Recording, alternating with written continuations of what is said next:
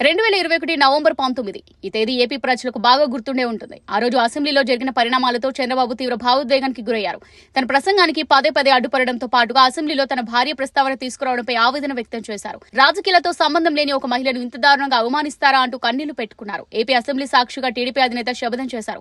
మళ్లీ ముఖ్యమంత్రిగా అసెంబ్లీకి వస్తా. ఇది కౌరవ సభ, గౌరవ సభ కాదు. ఇలాంటి కౌరవ సభలో నేను ఉండను. ప్రజలందరూ నా అవమానాన్ని అర్థం చేసుకోమని కోరుతున్నా అంటూ అసెంబ్లీ నుంచి బయటకు వచ్చేశారు. టీడీపీ కార్యాలయంలో జరిగిన ప్రెస్ మీట్ లో భావోద్వేగంతో కన్నీళ్లు పెట్టుకున్నారు. 2021 నుంచి ఆయన అసెంబ్లీలో అడుగు పెట్టలేదు. సీన్ కట్ చేస్తే 2021 శపథం చేసినట్లుగానే సరిగ్గా 3 ఏళ్ల తర్వాత చంద్రబాబు ముఖ్యమంత్రిగా మరోసారి అడుగు పెట్టబోతున్నారు. 2021 నవంబర్ 19 జరిగిన ఈ ఘటనను తెలుగు తమ్ముళ్లు ఏపీ ఎన్నికల ఫలితాల వేళ గుర్తు చేసుకుంటున్నారు. చంద్రబాబు శపథం చేసి మరి ముఖ్యమంత్రిగా అసెంబ్లీలో అడుగు పెట్టబోతున్నారని ఖుషి అవుతున్నారు. ఆ రోజు చంద్రబాబు కంటనీళ్ళు వచ్చేలా వైసీపీ నేతలు చేశారని, ఆ ఘటనను తాము ఇప్పటికీ మర్చిపోలేమంటూ కొందరు ట్వీట్లు చేస్తున్నారు. అసెంబ్లీలో చంద్రబాబు శపథం చేసి బయటకు వస్తున్న వీడియోను షేర్ చేస్తున్నారు. దట్ ఈస్ చంద్రబాబు శపథం చేసి మళ్లీ సీఎంగా అసెంబ్లీకి వెళ్లడం ఆనందంగా ఉందంటున్నారు.